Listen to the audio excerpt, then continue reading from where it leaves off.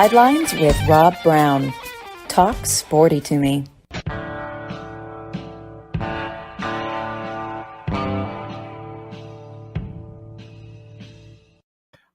All right, let's go. It is Thursday. Going into week 11 of the college football season. Rob Browne broadcasting live from Red River Ford Toyota in Wynne, Arkansas. City with a smile on the other side of the ridge. Depends on which side of the ridge you live on, though. Could be on the other side for you, too. About 45 minutes from Memphis. Easy to get to, worth the trip. The crew is in here every Monday through Saturday morning, 9 a.m. to 6 p.m. Service department open on Saturdays, 7 a.m. to 12:30 p.m. Austin Futrell and the guys back there. 25 service bays. They're quick, they're efficient, and they're fair people to work with. We're here every Monday through Saturday, 2 hours every day. www.sidelines.live, 680thefan.com, the podcast park, and also Kicks 96.3. Alexander City Radio, Alabama group down there, 750 miles. Beautiful Lake Martin, sitting out there listening to some great music, listening to Sidelines. Love having you on there, listening to us in a beautiful part of the country, one of the cleanest lakes in the country, about to celebrate 100 years. We've got a great show lined up today. Jimmy Hodge just checked in from Lake Zurich, Illinois. Dudley Dawson, hogville.net over in Springdale, maybe Fayetteville this morning. He's moving all over the place. Been to over 60 high schools this year. He's going to get to all 200 of them here soon. We'll be talking about the Razorbacks, the SEC. Segment number 2, Gary Harris will check in over in Tuscaloosa. Segment number 3, top of hour number 2, we'll be joined by Johnny Ballpark Franks in Nashville. And in segment 4, we'll head over to Savannah, Coastal Carolina, ESPN. Ben Troupe will join us as well. So give us a follow on Twitter at sidelines_live. We appreciate it. Glad to have you following us and try to put out as much great information as we can. Dudley, Razorbacks, man, sitting there at 5-4 right now.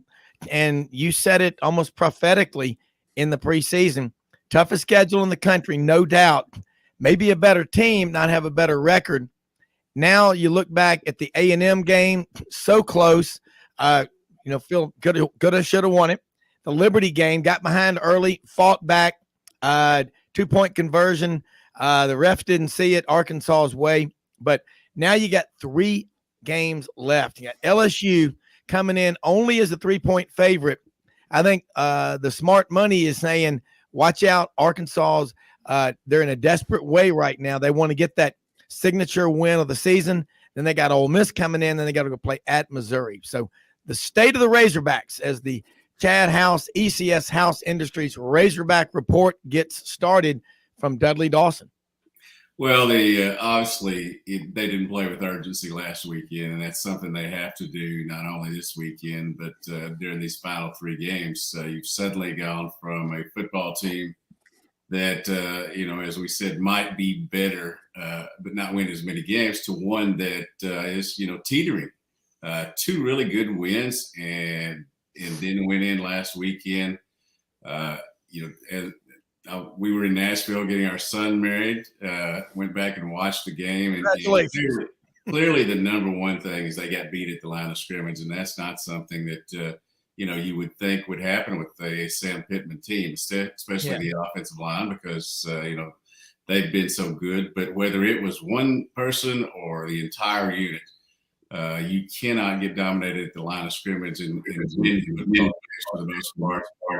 I give them a lot of credit, and certainly give their head coach a lot of credit as well. They came in and just basically whipped Arkansas physically. Yeah, that was not expected. Although if you went back and you watched some film, what Liberty did against Wake Forest when they allowed only 21 yards rushing on 26 carries might have been a precursor to show us what the deal was here. He's going to parlay that into probably a really good job.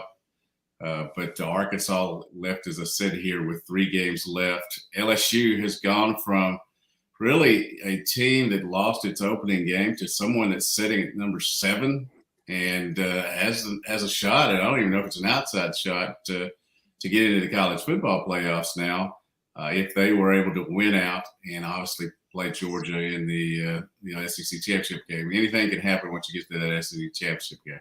Yeah, and I think the takeaway from Saturday's game was the line of scrimmage. You just don't see Arkansas get dominated. Not a Sam Pittman team.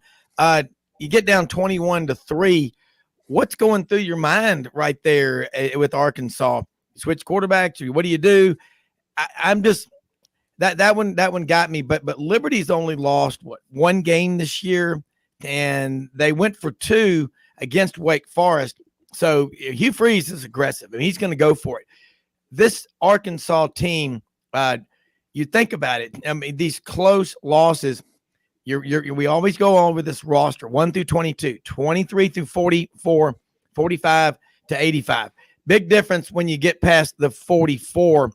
Again, it's all recruiting and then player development. What kind of report card would you give Arkansas on player development and going in, almost finished with year 3 of Sam Pittman and this staff? Most of it's been in staff that's been intact.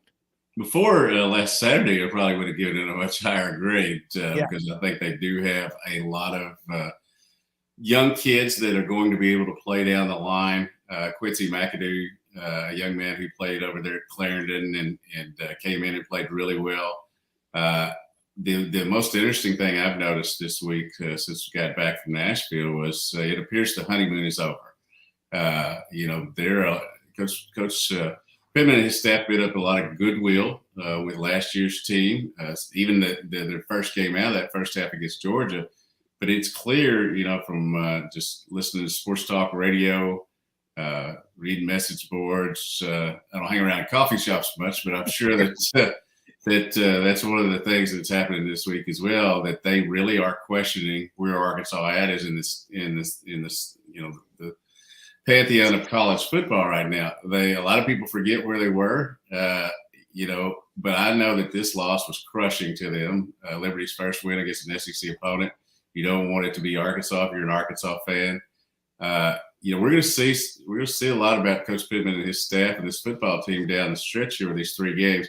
You could easily grab the optimism and faith back if you were to win, on Saturday.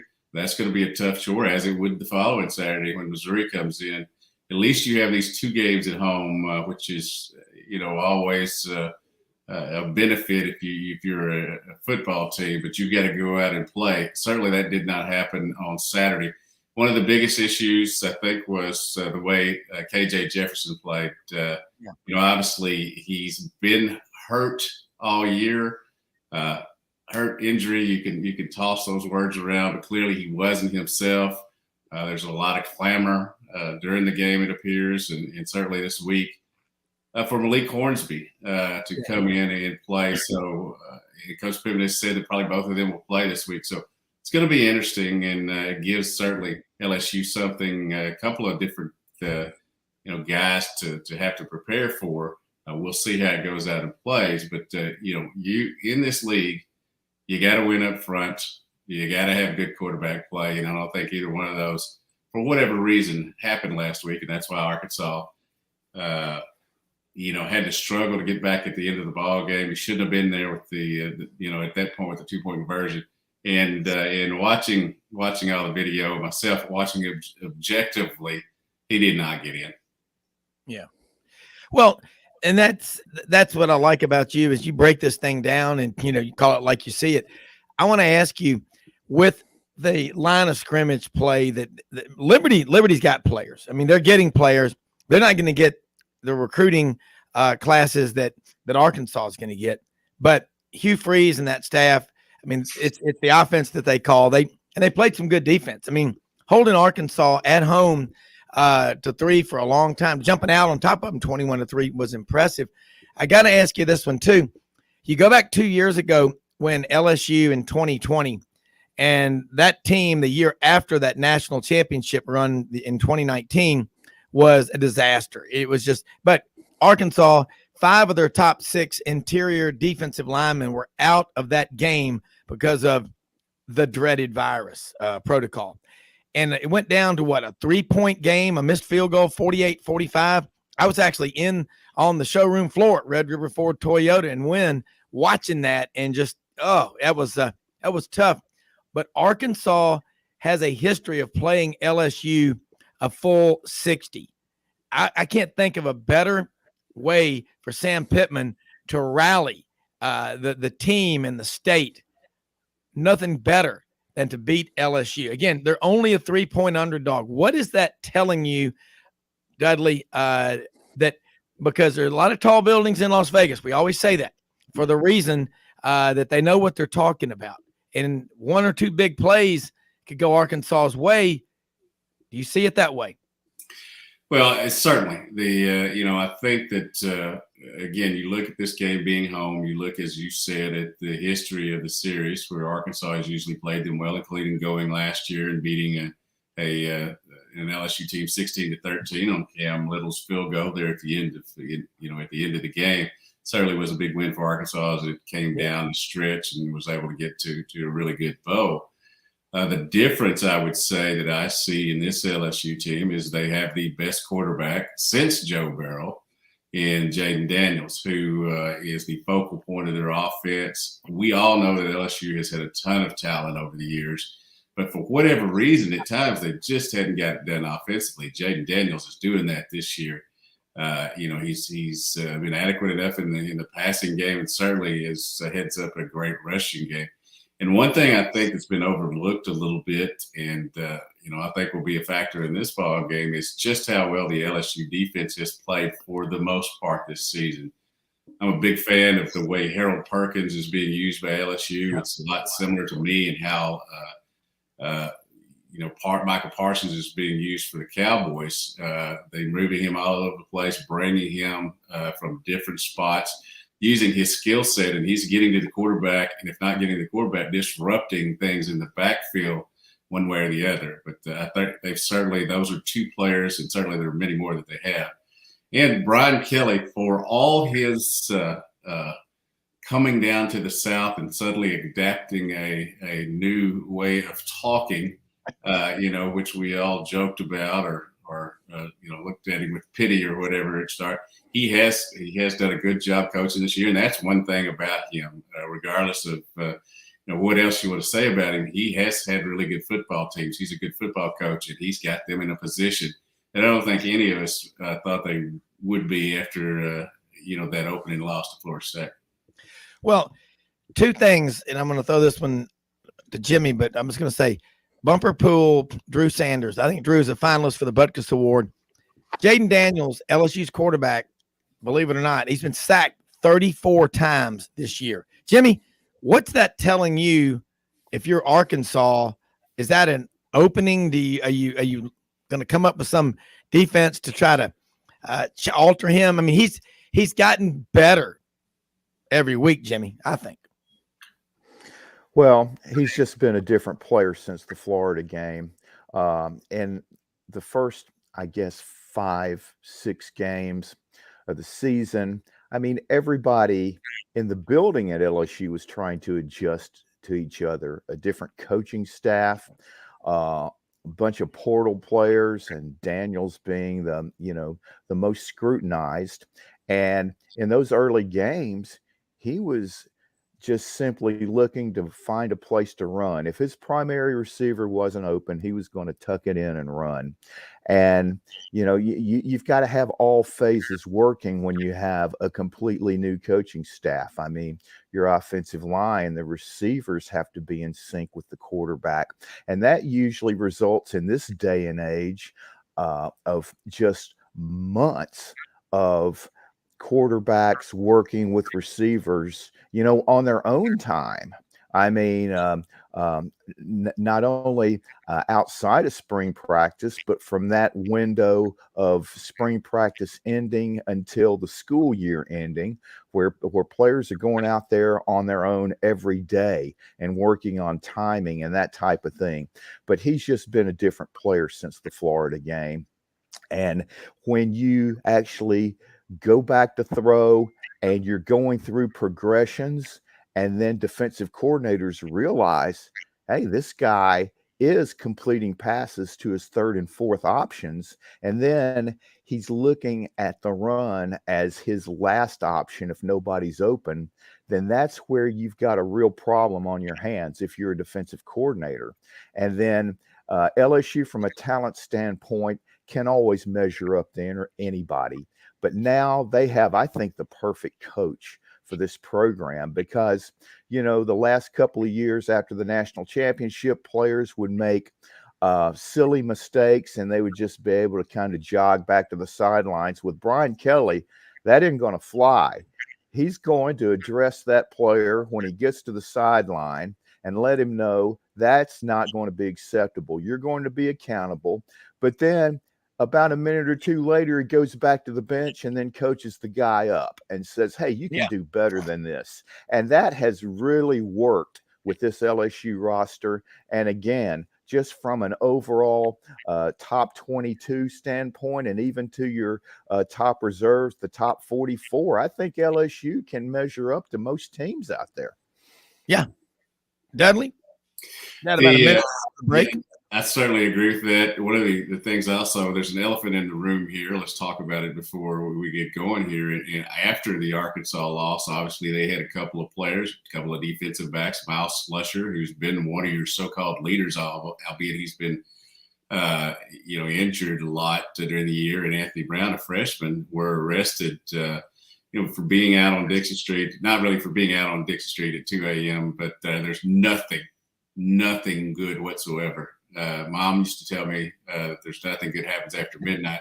I darn sure know that nothing good happens after 2 a.m. when you're out. I'm not going to sit here and preach too much or criticize too much because Dudley, hold those thoughts. We're going to take a break because I'm with you. That's we've all been there. So anyway, we're going to talk about it more with Dudley Dawson on the hogville.net ECS House Industries Razorback Report right after this.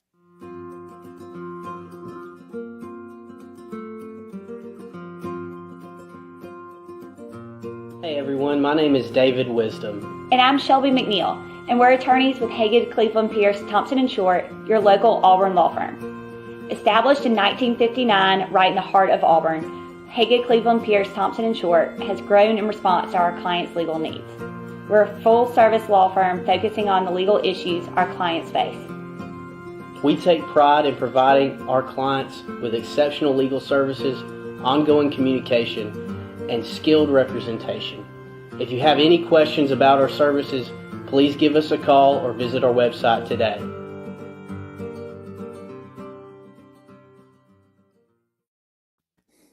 All right, Rob Browne back on the ECS House Industries Razorback Report with Dudley Dawson of hogville.net. And I want to say hello to one of our listeners, one of our favorites, been here with us from the beginning, Peter Riley, sitting out there on the veranda, front porch of his beautiful home out there on his farm in Tyler, Alabama, over in the Black Belt. As he says, Tyler, a great place to work and play. He's even got coveys of quail on his property and a lot of deer. So thanks for listening so much. Dudley, you were talking about nothing good happens after midnight. As a parent your age with 4 kids, I know what that is like. That's why we stay up all night, isn't it? Oh, absolutely. And, as I was talking about Ben and Brenda Dawson, stressed that to me. It took for the most part. I'm not going to act like I always did the right thing. And certainly I have been out past midnight. Not much lately. But, we have a saying up here in Fayetteville in Northwest Arkansas, and that is Dixon Street is undefeated. It is the premier party place, or has been for a long time up here. You can certainly have a great time down there, but you can also get in trouble. And if you're a football player who's coming off a loss, a horrible loss that how it's going to be, dealt by the fans, and you're down there, after 2, and it was even after 2 a.m. And and if you're pushing, anytime you are pushing anybody, and the cops are around, it's not going to end well for you. Now, there's a lot more details we still have to get on that. But again, after you lost to a football game, you have a responsibility to your team and really to your coaches and to the state of Arkansas, the school that you play for, in handling it right. I guarantee you that Sam Pittman stood in that locker room and talked to those kids and said, don't do anything stupid. You've already had a bad day. Don't do anything stupid. These 2 went out there and did that. got in trouble. They're suspended this week, so Slusher won't be in the defensive backfield this weekend. It's time to quit talking about the injuries back there and talk about plays because they've been healthy enough. This is something you don't do. It's a crack in the culture. Things have been so good with what he's done here, but this was a double whammy this weekend to lose a football game that you were a 14-point favorite in, again, I think Hugh Freeze is a great coach. I think Liberty has done a great job in the portal, and they went out and whipped Arkansas. It's as easy as that. But then for you to put your teammates and your program in this state after that, again, is a double whammy. And as someone who's been defeated by Dixon Street before, since I've been here for 42 years, I'm not going to cast too many aspersions, but that was not the right time, not the right place. And it just has further, eroded the goodwill that this coaching staff and football team had built up, especially bouncing back from the 3 losses to beat BYU and Auburn. Mm-hmm. On the road. All that progress that's been made. But, hey, they will hopefully learn from it. And, it's one thing to make a mistake. It's another thing to keep making the same mistakes. And that I'm sure the team they've met and, those guys know, and I'm sure they know how disappointed their teammates and their coaches are and their families are because, again, you're not just playing for yourself. You may not be feeling it, but the other people around you are counting on you to find it, to do the right things, make the right choices. All right, I want to switch real quick and ask you about basketball. It's getting here. It's here. I mean, the Razorbacks have 6 freshmen in this class. Eric Musselman, 2 straight Elite 8 appearances. This guy is he's an outstanding coach. They just keep getting better, going further. They got down last year. I think they were 1-3 in their first 4 conference games and just came roaring back. What kind of team you going to see on the hardwood for Arkansas this year? The Fighting Musselmans. Well, impressive, history that he's had here so far. They may get started slow at times, but he has always brought them around. Mm-hmm. That's going to be the case again, I think, this year because you have so much youth on the team. But you also have some guys in Ricky Council, who came from Wichita State, Trevon Brazil, who came from Missouri, Jalen Graham, guys that are older that have played. So in Tuesday's game, or I guess it was Monday's game, once he put in those veteran guys, they seemed to really have a much better flow and things got going. It is a team right now that's without Nick Smith, who there's a lot of speculation about because he's had some knee issues, has not played. Did not play last Monday, is not going to play Friday night in their next game against Fordham. The dreaded term load management was used. I wish they'd come up with something other than that in the NBA and college to address, that they're just use precautionary measures. It was good enough for us for a long time. We don't need a new phrase, load management. But I think they're going to have a great year. There are going to be missteps along the way. You're going to have that with youth, but I fully expect them to be, there at the end. Lots of talent, great coach, great coaching staff, and obviously you get a fan base that is really excited about basketball again, just as they are pretty much about every sport that is happening up here at the university right now. Well, you got Hunter Yurachek. You should expect that. The guy is a superstar among athletic directors. In Arkansas, the Mount Rushmore of great athletic directors, the first name on there is Big Daddy, Frank Broyles. I don't think there's any question about that. But, man, Jimmy, you drive across that bridge, I do, back and forth almost every day of the week, and from Memphis to Arkansas. Man, it's absolutely an incredible. You're right. And they support them on everything. Jimmy, I know you got some more questions, though, for Dudley Dawson of hogville.net. Well, I wanted to get back to football, Dudley, and I think what maybe a lot of Arkansas fans need to realize is that even though they don't have the same recognition from a name standpoint as BYU and the SEC schools, but Liberty's better than those last two teams that Arkansas beat. I mean, that's just a plain fact. And what Hugh Freeze has done there has just been remarkable. And what's so ironic about it is that as the head coach at Ole Miss, he was 0-3 in Fayetteville.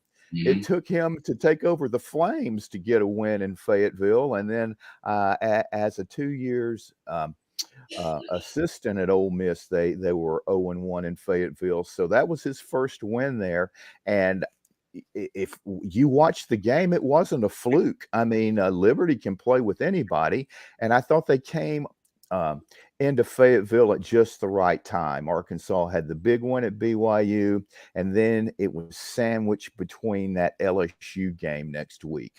And I think that Liberty really took advantage of it. But the stat that really stuck out to me, and I was wanted to get your evaluation of where the offensive line is right now, because Liberty racked up 14 tackles for loss, and I think it added up to a negative 57 yards. So that's obviously got to be a concern with LSU coming in. You talked about Harold Perkins, who is a true freshman, has emerged as a superstar, and he was a late flip from Texas A&M in the recruiting wars, and that's been huge for them. And I'll also mention this Converse kid at the corner position, who's also a true freshman that had some big breakups last week in that Alabama game. So they got some young talent, and as we've all talked about, they have a great recruiting class coming in. So LSU is going to be a real force to be reckoned with in the Brian Kelly era. First of all, Jimmy, how dare you bring logic and reasoning into this? Yeah, Jimmy, come on. You know, Liberty is a very good football team. We're not saying that Arkansas shouldn't have lost the ball game. It was a sound defeat. They got whipped. Liberty was more physical. It's disappointing to the fans and all that.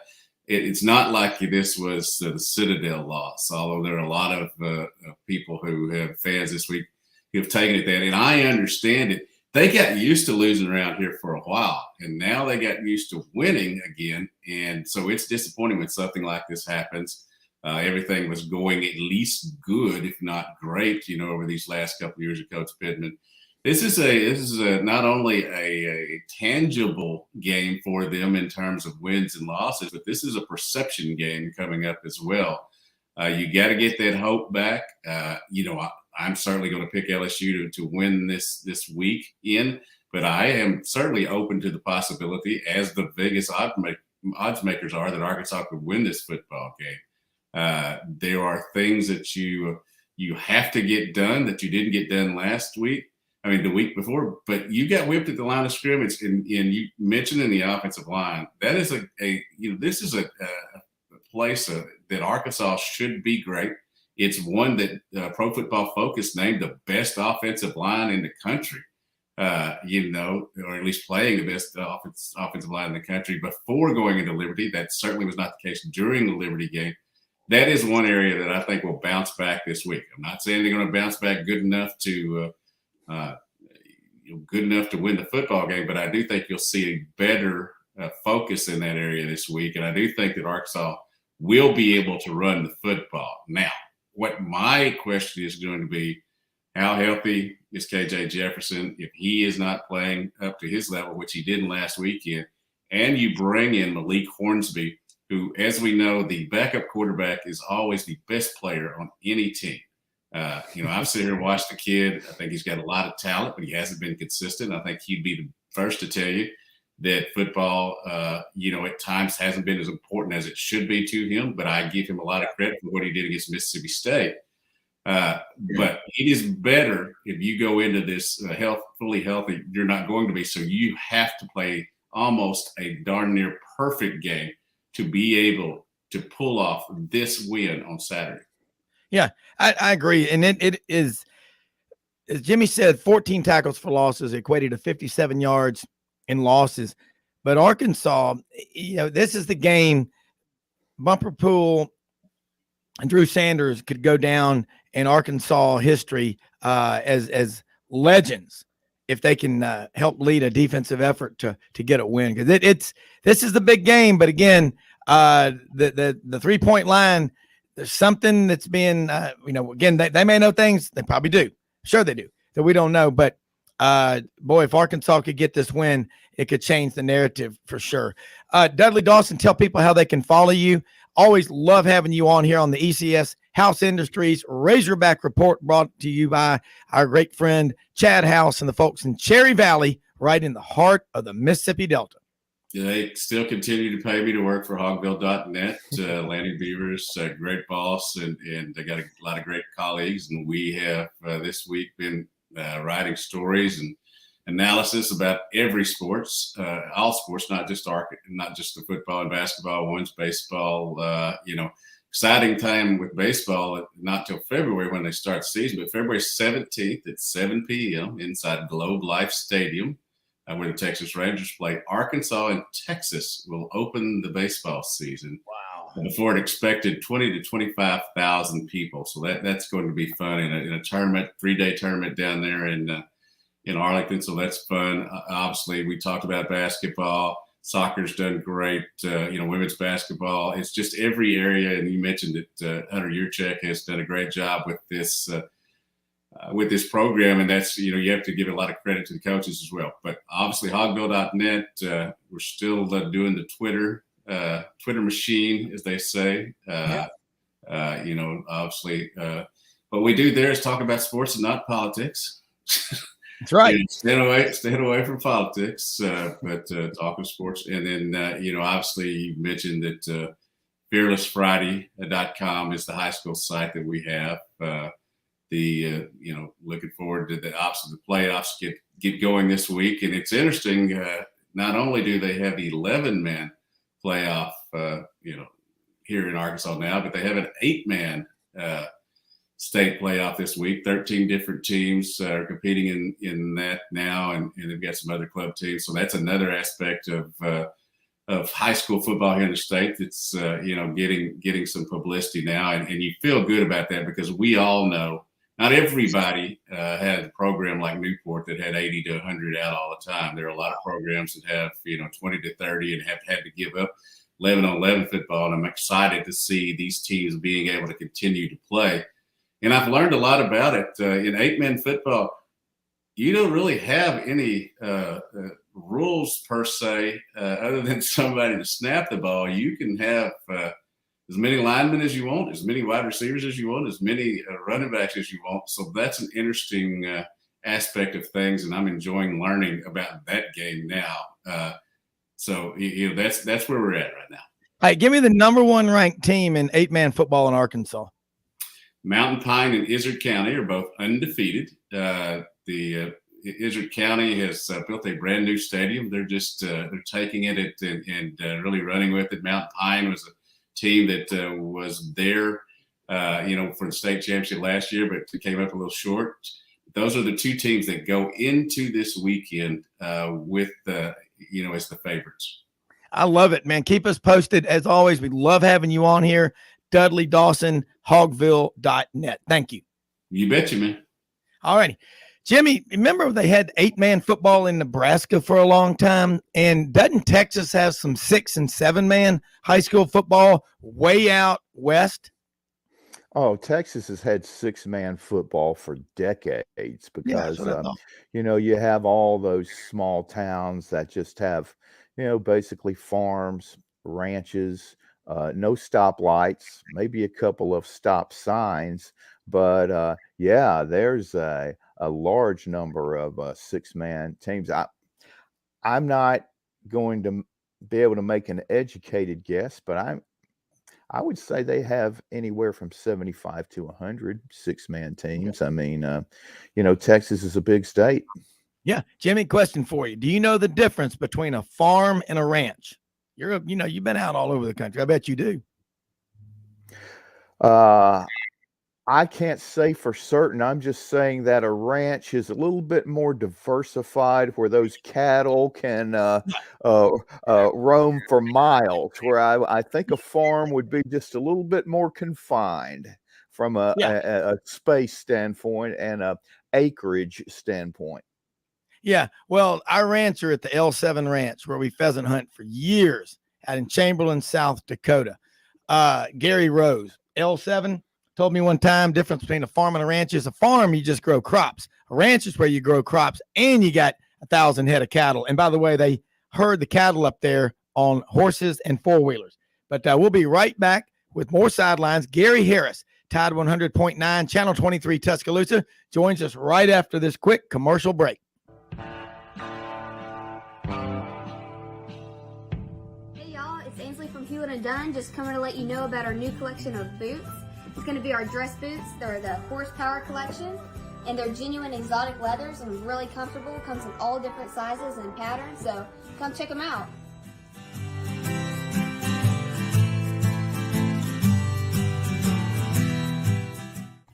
Red River Ford and Toyota, located in Wynne, Arkansas. If you're in the market for a new or used car, truck, or SUV, call, go online, or drop by and see them. Located 45 minutes from Memphis, go off the 4-city exit on I-40 and go north about 15 minutes on Highway 1. Easy to work with and still believe in customer service.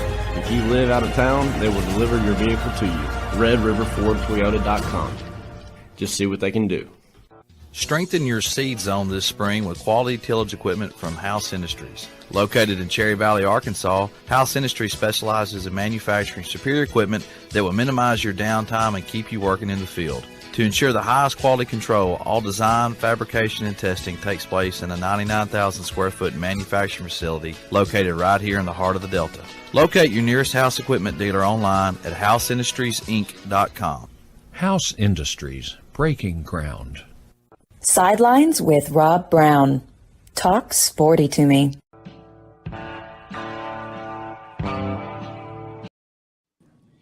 All right, Rob Browne back here with you, and we got Gary Harris down in Tuscaloosa talking Alabama football and basketball, whatever he's got on his mind. And that was interesting. By the way, up there at the L7 Ranch, about 7,000 acres, they are now on their 7th generation, Jimmy, of homesteaders in South Dakota. Hey, you want this land? Yeah, you really do. Yeah, you can have it. Got about 1,000 head of cattle up there and tons of pheasant, sharp-tailed grouse, Hungarian partridge govies up there, but beautiful place. Gary, you're there in Tuscaloosa. A lot of questions being asked. Hey, Alabama, 4 games have gone down to the last play this year. Alabama has won 2, lost 2. They got a big one in Oxford Saturday. You and Rodney Orr do a great show Tuesday nights at 6:30 on WQX Channel 23. What's the takeaway from the season so far, and how does Alabama close out as you see it? Well, Rob, it's disappointment. I mean, I think that's obvious. When you start out number 1 and have the expectations. I know Nick Saban says he doesn't care about expectations, but everybody else does. And when you're expected to be a team that contends for the national championship, and now you're hanging on by a thread. I mean, mathematically, there is still a path. If Alabama were to win out and LSU were to lose to Arkansas and Texas A&M, Alabama would still go to Atlanta. But, I think we all agree that's very unlikely. First of all, there's no guarantee that Alabama's going to win out, beginning with this Saturday's game at Ole Miss. So I think disappointment is the big word. And, it kind of is what it is. You said it. You play, Alabama has most of the time, as we've discussed on this program, when Alabama loses, it's epic. It's a close game. It's the last play of the game. It's a kick six. It's a Johnny Manziel. It's a Steven Garcia. It's a whatever. It's a A&M field goal in the final play of the game. But what happens is they, in the past, they haven't played very many close games. They've lost one every now and then, but most of the games, they've had in hand. And this year, as you said, 4 plays that have basically gone down to the end. So when you play more of those types of games, the more opportunity that you have to lose. And now they've lost 2 and won 2, as you said. So could be 5-4, could be 9-0. So probably about where they should be based on what I've seen from this team. It's a good team, but as we've been discussing for the past few weeks, it's not an elite team.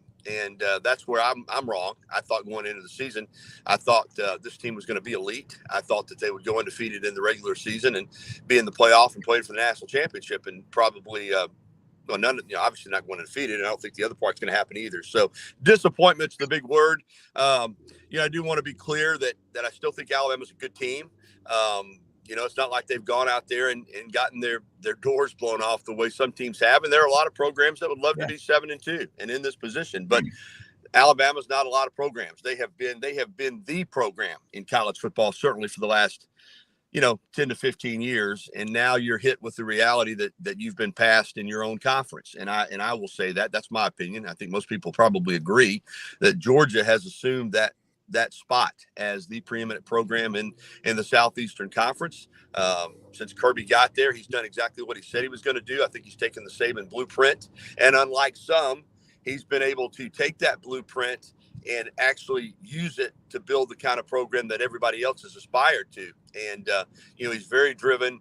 He was with Saban a long time, and he's at a place where he can have all the things that he saw Saban get here at Alabama, all the bells and whistles, all of the infrastructure, everything else. So for Alabama right now, it's see what you're made of time. I mean, let's see what this team can do now that it's not playing in November for the same types of goals that it's usually playing for. Can it go to Ole Miss, and can it generate the type of performance that it's going to need to win the game? Because I think it's fair to say that if Alabama doesn't play its best, that it's going to lose again on Saturday. I've been saying if Alabama plays its best, I'll still take Alabama against most teams.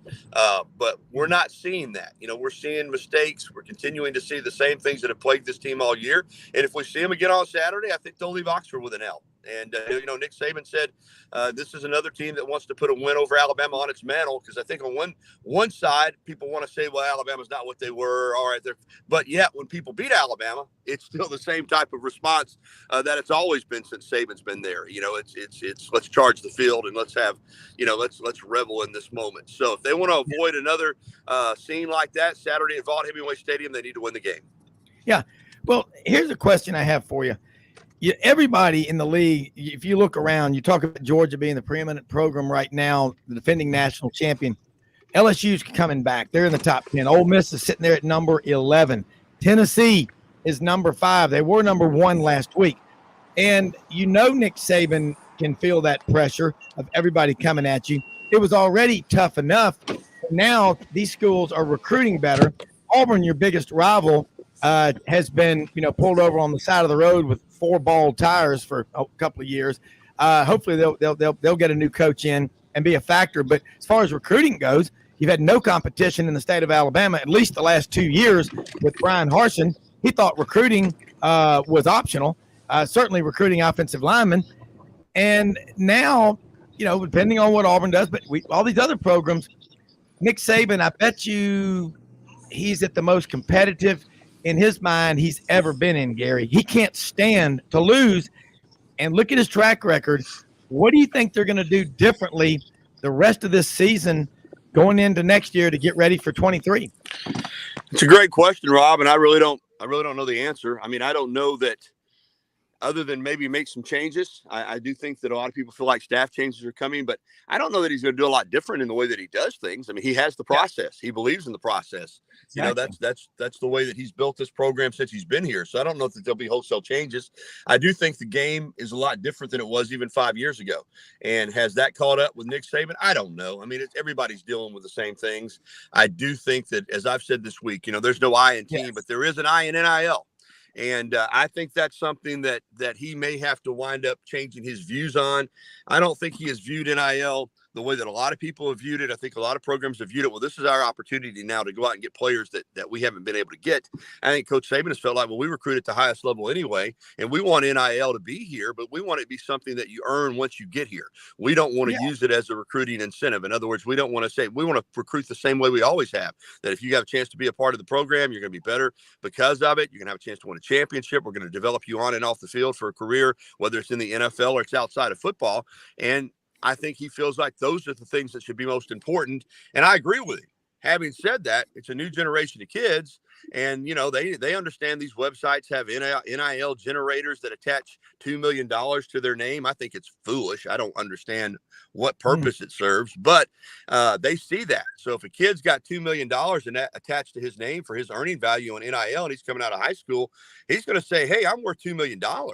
I appreciate that you got a great program. I appreciate you've got terrific infrastructure. I appreciate that you can help me get a degree. I appreciate all that, but where's my $2 million? I think that, so I think for Nick Saban and all these coaches, man, it's a brand new world out there. And so we'll see the adjustments that Alabama makes. But I think the biggest thing, Rob, that you hit on is these other programs have not been standing still. When you're in a league, you usually aspire to be the best in your league. And if the best in your league is a team that's, getting to the playoff, but like a lot of these leagues, but not necessarily winning national championships, the bar isn't as high. But when you've had an Alabama and you've had other teams that have won the national championship in this league, you're shooting, that, being good is not going to be good enough. So you aspire to greatness. So you have a lot of programs in this conference that are aspiring to greatness and are trying to do what it takes to get there. So you're right. The competitiveness in this league it's unmatched. I think that's the one thing we'll agree about. I never fall into the trap, and Jimmy Hodge has heard me say this many times, Rob. I never fall into the trap of thinking they don't play good football elsewhere, because they do. The difference is, and there's other is the depth in this league, and in every week, the battle that you're in. And this year, it's bitten Alabama, and it might bite them again on Saturday. Yeah, and Jimmy's pointed it out, the lack of the big-time receivers.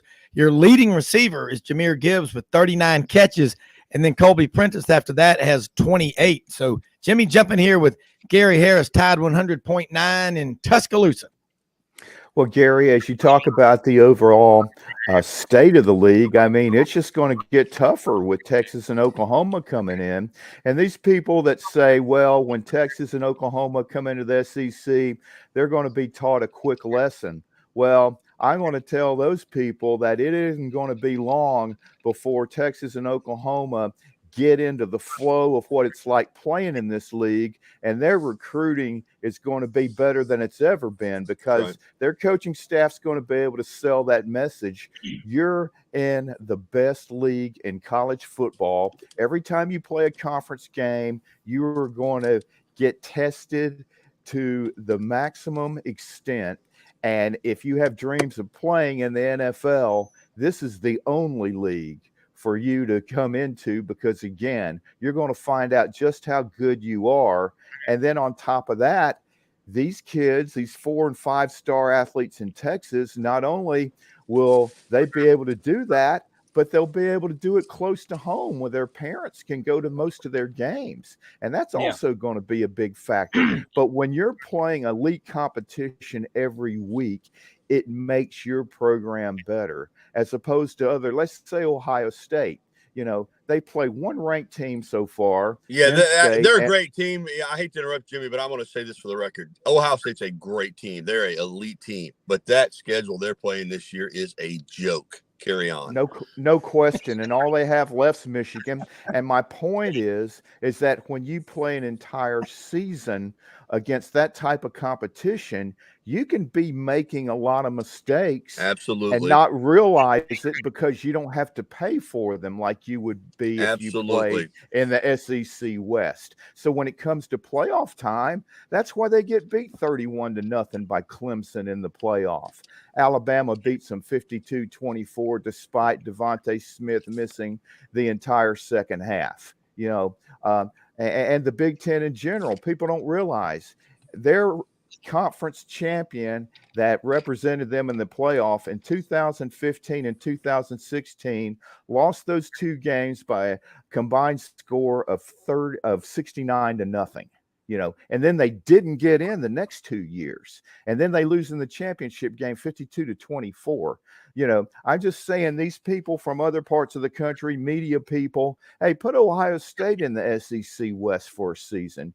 Have a road schedule that includes playing Texas at Austin, at Fayetteville, at Knoxville, and then close it out with back-to-back road games against LSU at night, and then you go into Oxford 7 days later. I mean, you can't tell me that Ohio State, in a best-case scenario, would go 3-2, probably 2-3. Yeah, I mean, Jimmy makes so many great points, Gary. And I just got a text from Clyde Gustafson, one of our listeners, who said two things. He said, as an Alabama fan, I don't understand Bill O'Brien and 2 straight years of an offensive line that underperforms with a lot of blue chip talent. Gary? Okay, Gary, you may have muted yourself. Okay. Yeah. Yeah, Gary. All right, there we go. Okay, I'm sorry. Yeah. Didn't mean to do that. Anyway, got a text from Uncle Fester. Yeah, I heard it. Yeah, a couple things there. First of all, on the Bill O'Brien and Pete Golding deal, listen, if Nick Saban needs to make a change, he will. I understand. I want to say this. He said it Monday. There's not a call that comes in on defense or a play that's called out of the press box on offense that he doesn't have the right to veto on the sideline. He hears every call on both sides of the ball. He sits in the game plan meetings. So, he's saying that because he understands that it's not just about 2 guys. I thought Bill O'Brien's offense looked pretty good last year when Jamison Williams was going over the top and Mechie was, going underneath, and they had Brian Robinson busting up between the tackles. So I thought the offense last year looked pretty good. As far as the offensive line, yeah, it's an issue. There's no doubt about it. They've changed out offensive line coaches. It seems like every year here for the last few years. I've had some guys that haven't developed. You have other guys that leave the program. You have guys that go to the NFL, and the offensive line has not been elite, and they have a hard time getting a push. And some of that may be a byproduct of when you do become a passing team and you become a perimeter run-based team. I think that, as good as Gibbs is and McClellan is, they're great players. They're perimeter runners. You use them in a passing game, you get them out in space. I think you see that. I think that's why you see Roydell Williams come in. And people are like, why are they bringing Roydell Williams in? Because he's a north-south runner. And when you've got 3rd and 2 or 4th and 1 and you're on the goal line, you want somebody that's going to hit it in their north-south. That's just not who they are. They're great backs, but they're space runners. They're get out on the perimeter guys. So I think they miss Brian Robinson. A lot of people said, well, he wasn't going to take it 60. Yeah, but he was going to take it 6. He was going to consistently get you yardage. So I think it's a number of things. I just think that, and back to Jimmy's point about Ohio State, again, I don't know how many SEC teams they would have beat this past Saturday with the performance they had against Northwestern. It would not have been many.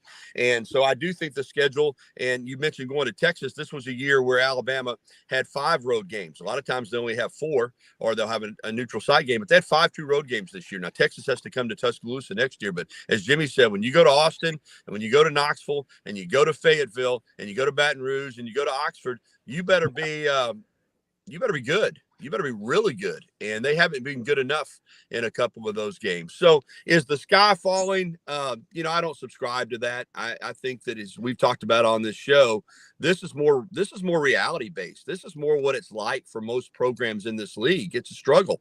Will Georgia stay there for a long time? Maybe they will. They look good to me.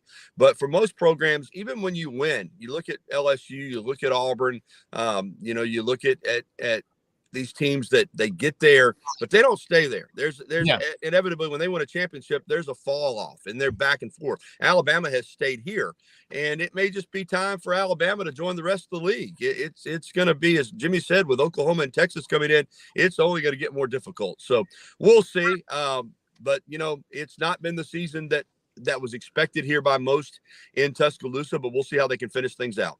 Well, mentally, that's the hardest thing to do, is to go back every year and stay hungry like this. That people don't really, appreciate that. You see it every day, Gary. We got about a minute before the break. Yeah. It takes a toll on everybody, players, coaches, and fans.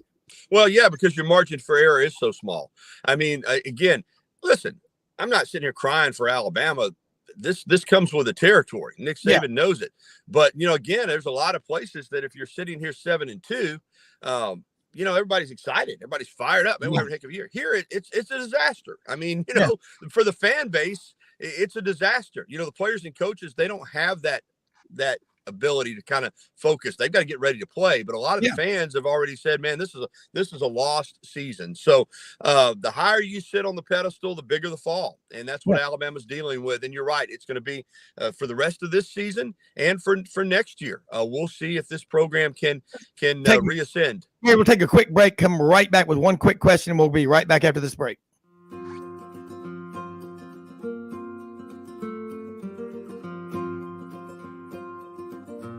Hey everyone, my name is David Wisdom. And I'm Shelby McNeil, and we're attorneys with Haggard, Cleveland, Pierce, Thompson & Short, your local Auburn law firm. Established in 1959 right in the heart of Auburn, Haggett, Cleveland, Pierce, Thompson & Short has grown in response to our clients' legal needs.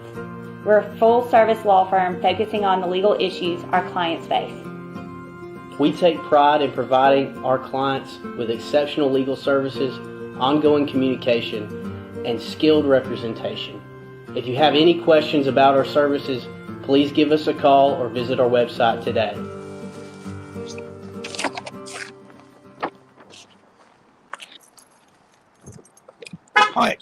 All right, Gary. One All more right, I'm walking in, guys, but I'm with you.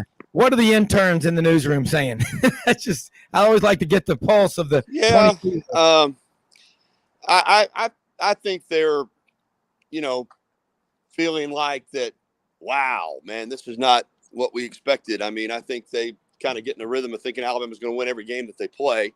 And as I said, this is just the reality of college football. And Alabama is a good team, but not a great team. And I think everybody's just having to come to grips with that, whether they're 18 or they're 58 like me. So that's kind of, I think, where everybody. I think reality's hit. I think reality's under. I think when you play 4 close games like that, and you win 2 of them and you lose 2 of them, yeah, you want to say, well, we could have won them all, but you also understand you could have lost them all. So I think most people that are somewhat rational say, hey, this is about where Alabama should be. They should be a 7-2 team.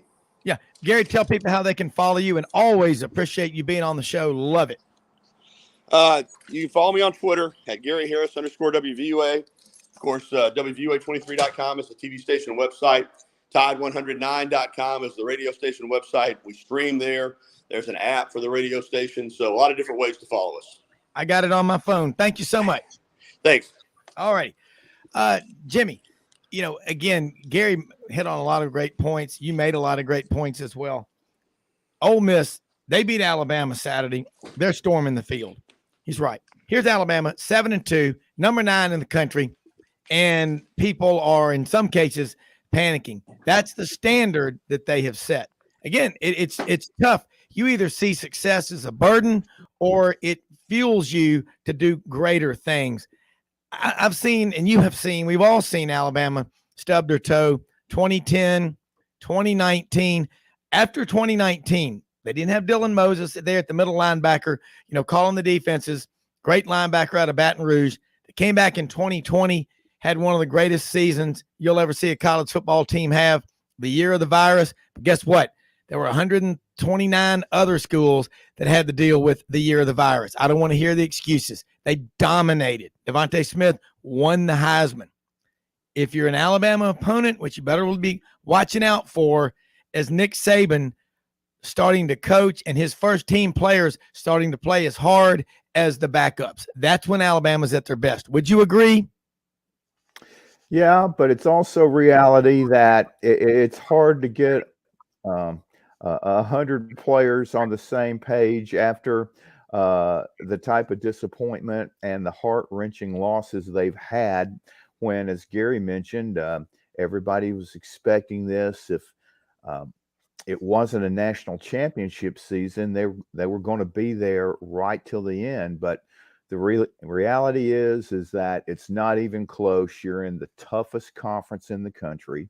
And if you're not playing your A-plus game, especially when you're on the road at teams that are playing at a championship level, you risk coming up on the short end. And that was the case in both the Tennessee and LSU games. And then they also had 2 or 3 other close calls because Alabama gets everybody's best shot. I know it's a cliche, but it's also true. Absolutely agree. You watch those teams the very next week, they look like they were brought in from somewhere else. They're just kind of missing tackles. They're not executing like they were the previous week, and it's just that way. And it gives you an idea of how hard it is for a coaching staff. And I think the common number or the answer you'll get from veteran coaching staffs, let's say if you make it to the SEC championship game or to a bowl game, 13 games, how many times are you going to be able to get your team ready at a peak level to play a game? And the maximum is going to be 3. the absolute maximum. And I would say you might have 2 or 3 other times where they're ready to play at that level, but they're not able to execute at that level. You got to have everything in place at the time you go out on the field, and then things start to click, and then it's almost on remote control at that point. But it's very seldom that you're able to do that more than I think 3 times, and then a couple of more times where you're playing at a really good level, but just not at that absolute peak. Yeah, and I agree with you. And you talk to any coach, any player. I remember talking to Pat Sullivan, Heisman Trophy winner at Auburn, when I was in college, and we had the show Sidelines at Weagle, the radio station. And he said that same thing 3, maybe 4 times. This was in the days of the 11-game schedule. You can have them, but the rest of them, it's because you got more, players than they do, or they're just a terrible team. And it's not even you're playing a directional school or rent-a-win or whatever. But Alabama, I mean, honestly, let's compare, as you said. I'm getting a lot of people on my phone agreeing with what's being said on this show. Ohio State. Let's right now, Jimmy, Ohio State's schedule, flip them and make them Alabama. They go on the road to Texas. I mean, they have to go to Knoxville, to Neyland Stadium. They've got to go to Fayetteville. They've got to go to Baton Rouge at night, and they got to go to Oxford. I mean, if they're 2-3, 1-4, I mean, you're and the smartest thing you said today, Jimmy, and you say a lot of smart things, and that is what I always try to tell people, and I don't think they get it because, it's a crazy idea, but I've always said this. When you blow people out every week, it's great, okay? But you've got to have those close games to find out if you know how to fix a flat, because you don't know until you got to do it. But if you're not pushed and you're not put in those situations, it can really bite you when you play a team that's equally talented and coached as well as your team. Yeah, and you're basically going to be playing teams in the playoff that have learned from their mistakes, that have played against competition that makes you pay for mistakes. And when you get tested every week, or at the worst every other week, it just makes your whole team better, because the coaching staff can look at the tape and point out at each position where mistakes are being made and what you have to do to correct them. But it's hard to convince players if those mistakes aren't taken advantage of by your opponents. And again, it's just hard to, I think, understand for the players if, again, they look at the scoreboard and say, yeah, even though we were ahead 10-0 at the half, we ended up winning 45-7 or something.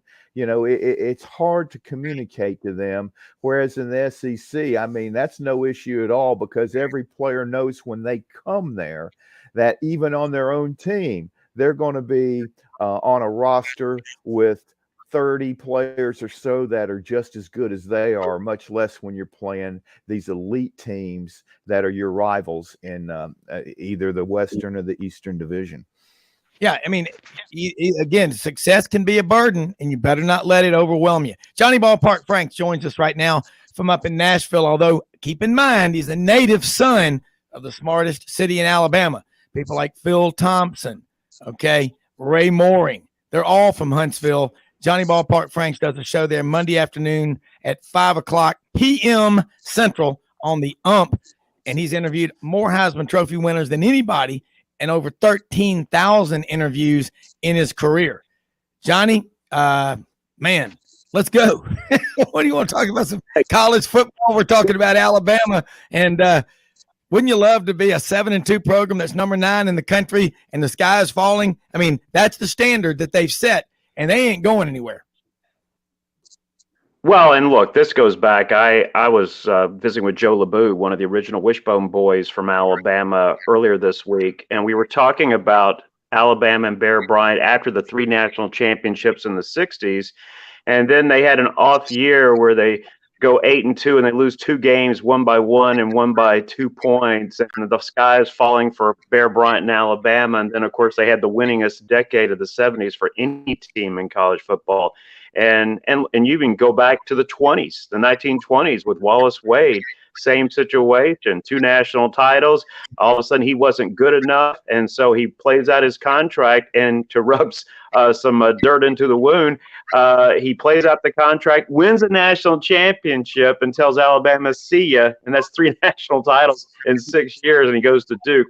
And I have a problem with the national media saying that, Alabama's season's over and all this. They're number 9 in the country. Everything is still, they can still play for everything. I'm hearing some of these, even on the SEC network. How is Alabama going to play this week against Ole Miss with nothing to play for? They've got everything to play for. LSU is a 3-point favorite on the road against Arkansas. Is that a given that LSU, this is not a quote unquote Georgia LSU team. This is LSU, and it's not Saturday night in Baton Rouge. Can LSU lose at Arkansas Saturday? Absolutely. And guess what that sets up? If Alabama takes care of its own business, LSU loses Saturday to Arkansas, I'm not giving you that LSU is going to beat a Texas A&M team who, by the way, hosting LSU later this month, could be playing for a bowl game themselves. So there's still plenty of things to play for Alabama, including an SEC West title, an SEC championship, and still a berth in the college football playoff. Well, just remember, I said it yesterday, Auburn in 2017, end of the year, is 10-2, going into the rematch in Atlanta for the SEC championship. And the only poll that matters, I don't know why writers will put in there the number 4 team. Auburn was number 2, and the only poll that mattered on that Saturday in the college football playoff rankings. Had they won, they'd have been 11-2. They'd have been the 1 or 2 seed in the college football playoff. Right. So if you're Alabama, draw strength from that. My God. And you look at some of these brain dead idiots that live in their parents' basement or back house that call on some of these national shows.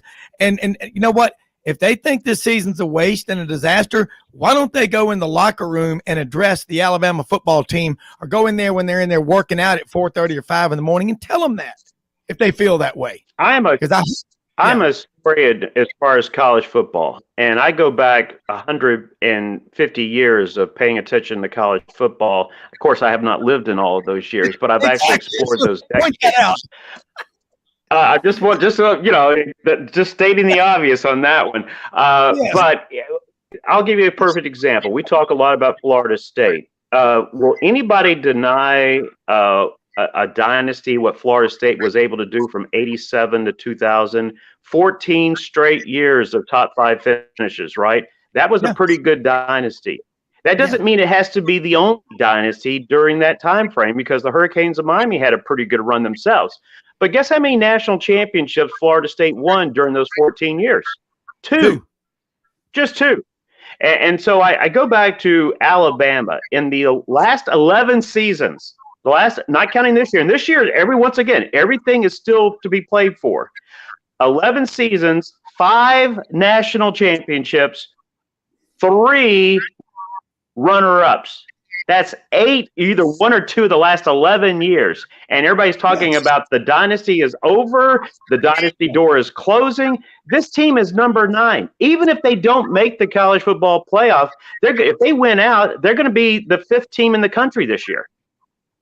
Yeah, I mean, look, Jimmy, jump in here, but you're right. I look at the 1976 Alabama team, 8-3. Came to the Liberty Bowl. I was there. It was 9 degrees. They had polar bears on the field in the pregame. Alabama won that game like 38-6. Never forget, they came out in the short sleeve T-shirts, cutoffs to intimidate UCLA. Alabama comes back in 77. And I'm an Auburn fan saying this, but I just believe in being fair. They got robbed of the national championship in 77 when they destroyed Ohio State because Notre Dame came back and beat Texas, went from 5-1. 78, they were national champions. 79, they were national champions. You know, sometimes you do.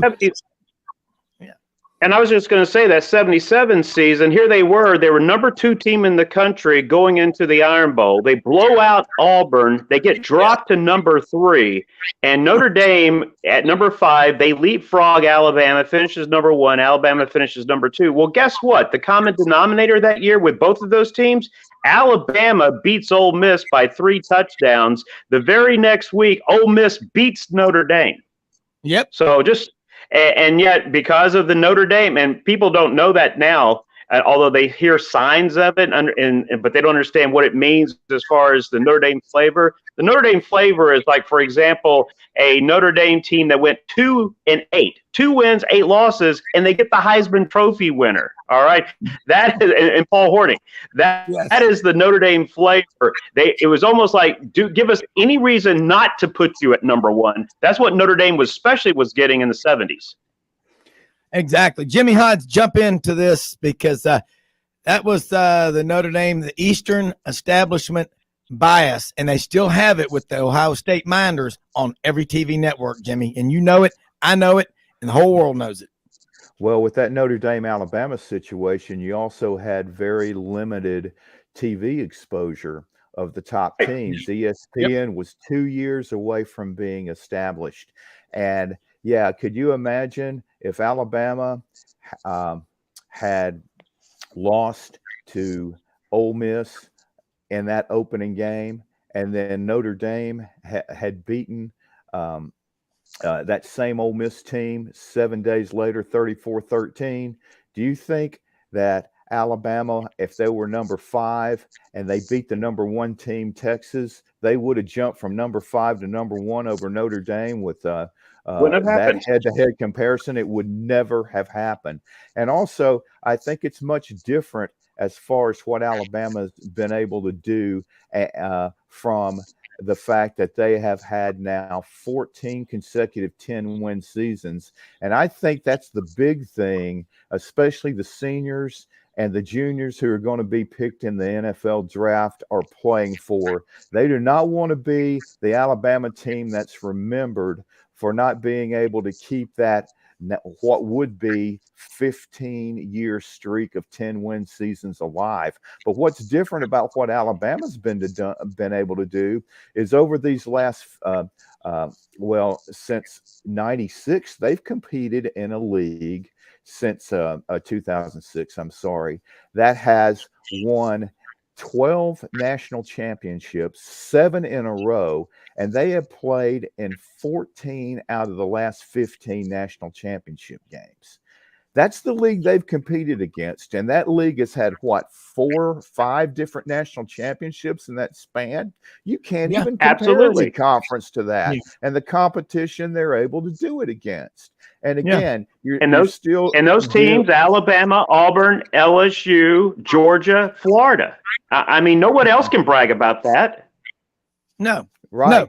Yeah, guys, we got to take a break. Let's hold these thoughts because, man, you knocked it out of the park. That was dead right. And you go back to 1896, the Big Ten championship, 76% of the time.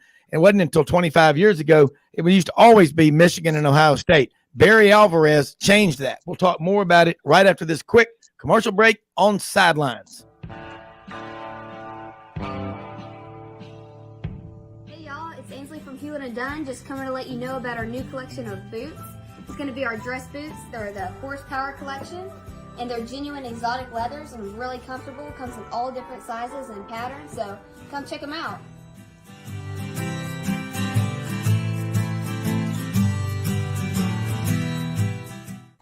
Red River Ford and Toyota, located in Wynne, Arkansas. If you're in the market for a new or used car, truck, or SUV, call, go online, or drop by and see them.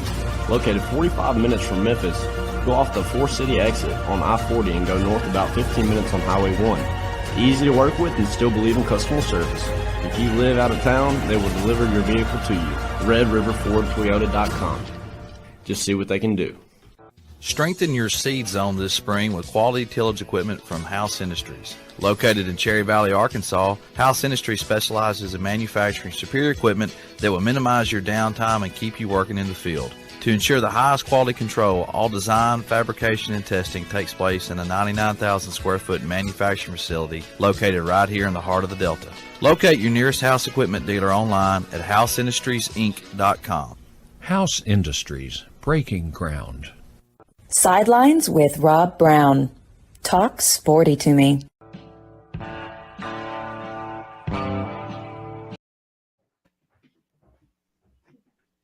All right, Rob Browne back here with you on Sidelines. Johnny Ballpark Franks, Jimmy Hodge, making great points going into the break. Yeah, and that's amazing, the competition that Alabama's had to go up against. I mean, no other conference in America. Again, we go back the last 51 years, national championships, the Big Ten, 2.5, the SEC, 19, 20, whatever it is.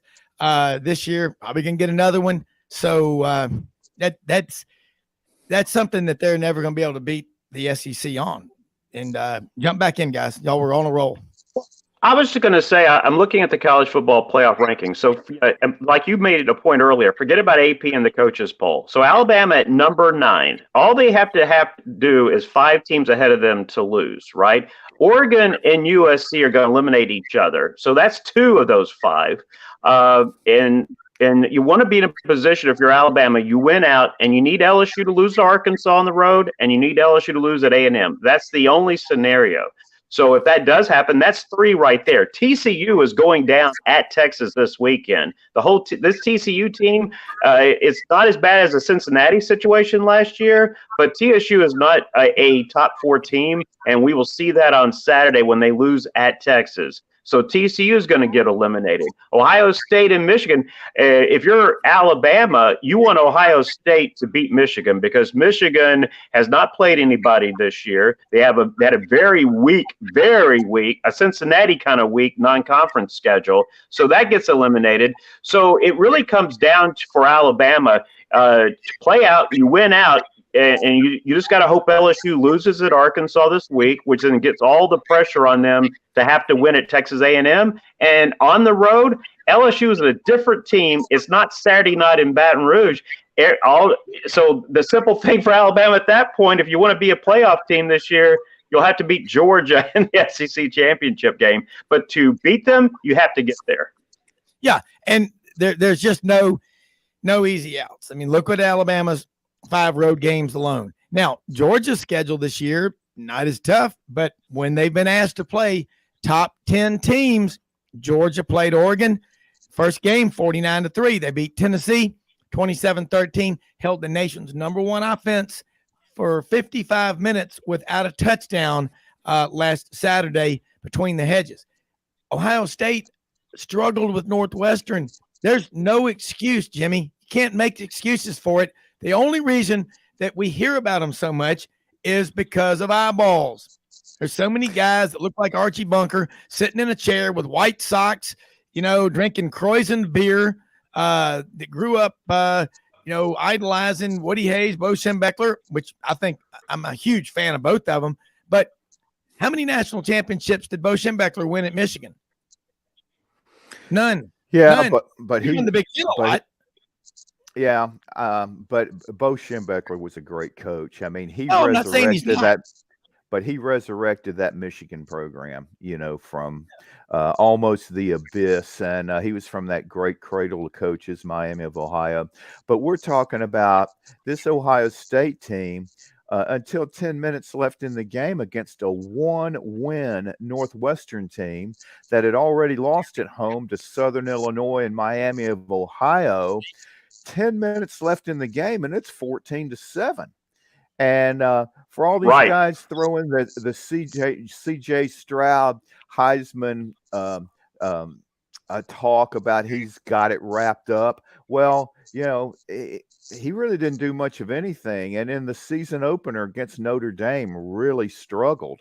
So again, the cream comes to the top, and when the playoff gets here, we'll find out. But if Ohio State loses to Michigan, they're out because they're going to get killed on strength of schedule.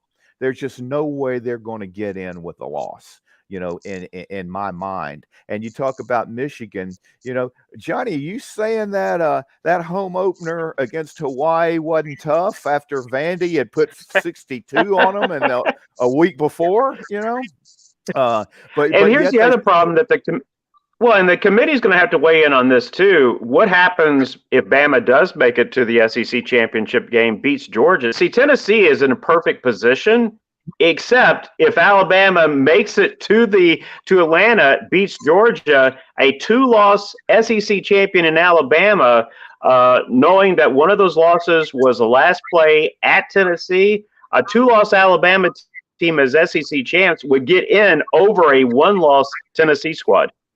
Absolutely, with a victory in the SEC championship game over the number one ranked team, a 2-loss SEC champion is definitely going to get in, even if it's LSU. I can see that. Although LSU, that's a debatable one. Knowing that the loss came to Florida State, that's the one and knowing it was also in your backyard and the game being played in New Orleans on Labor Day weekend. I know it seems forever ago. That would be an interesting debate about LSU, comparing that to that scenario. I don't know if I would, especially the fact that Tennessee blew out LSU. Yeah, that would be a more interesting debate. I think that's a bigger factor, Johnny, that the LSU victory, lost to Tennessee. Of course, Alabama didn't get that luxury of an 11 a.m. kickoff with half the LSU fan base still in a slumber. But again, that's just, you gotta be ready when they say what time kickoff is. You got to take care of business, and that's just part of it. Johnny, here's a question for you. If you're in Alabama, why not look at LSU? Is number 7 in the playoff rankings with 2 losses. Alabama's number 9 with 2 losses. Now, head-to-head, if there's a tiebreaker, obviously LSU holds that over Alabama. But let's say Arkansas plays before Alabama plays Saturday. How fired up is Alabama going to be going into the Ole Miss game Saturday at the Vault if Arkansas beats LSU, and then Alabama knows, hey, if we win out, if I'm not mistaken, they go to the SEC championship. You're right. LSU would still have to lose at Texas A&M. Correct. And that's later this month. But what happens is, you're right. The fact that Alabama, before they take the field on Saturday, they will know the outcome of the LSU-Arkansas game. And all you need for Alabama for that extra motivation is that door to open up. Speaking of which, by the way, I was talking to some friends. I'm not going to mention their names, but they were a part of the 10-year anniversary national championship team from 2012. And they were comparing the locker room back when they played compared to what the locker room is like today. You know what Alabama misses more than anything? They're missing their Scott Cochran type of guy, their rah-rah guy. He was their strength and conditioning coach for years. He was the guy at the bald head, and he was nonstop rah-rah the entire game for any game, whether it's against Mercer or the national championship on the line. They miss that. They don't have, and they have leadership on the field with Bryce Young and Will Anderson, but they don't have that in the locker room. Just like the players talked about how they were nervous taking the field at Neyland Stadium in Knoxville earlier this year. Here's the interesting part about that. 10 years ago, that would not have been the case. And so what Alabama is missing is somebody in that locker room. You can't just appoint leaders. You have to have people that are those guys. That's just their personality. And Alabama is missing that right now. And that's the part that no one really talks about because no one's privy to being in that locker room. But players who were part of national championship teams in the past who have been in that locker room before games, they're noticing that. And that's what this Alabama team is missing more than anything else. I don't know if the name, image, and likeness has taken away some of that focus, or these guys, personality-wise, might be outstanding players, but they're missing that attribute, a part of what's inside them. They're missing that. Here's 2 Alabama fans just sent me a text. It says here, Randolph and Mortimer Duke from the Heritage Club in Philadelphia, PA. They're both Alabama grads, and they say, you have to honor the conference champions or you have chaos. Why are we playing the games? Well, That's a good question. Somebody want to take that one on from the Heritage Club in Philadelphia, PA? It depends what conference. I mean, we're talking about the SEC, Jimmy. Man, okay. And walk. I can walk. Here's the thing on that one, Rob. Is the fact: is there any other conference? Yeah, true. Yeah, Jimmy, that was the whole Johnny and Hey, if there's an opportunity to put a fly in the Alabama ointment, believe me, any national writer out there, if they've got an opening, they're going to try to do it. You're going to have everybody and their brother, a TCU at 12-0 or 13-0 if they win the conference championship game. If they get there, then they're going to be in. But I do agree with you, Johnny. They have to play at Texas this week and at Baylor next week. They could very well lose both games. And if they do win at Texas Saturday, man, it's going to be really tough to get back within 7 days and be able to play at a peak against Baylor. And those two schools despise each other. And then you cap it off with Iowa State, who's nothing to sneeze at. So TCU could conceivably lose their last 3 games. Johnny, I will say this. I was probably last week, and I said it on your show, I might have been the only person, even from a national standpoint, saying this. Not only did I have Georgia beating Tennessee on Saturday, I was the one that was saying Georgia was going to blow out and beat Tennessee by double digits. And that certainly was the case. I'm going to say it right now. LSU will lose at Arkansas on Saturday.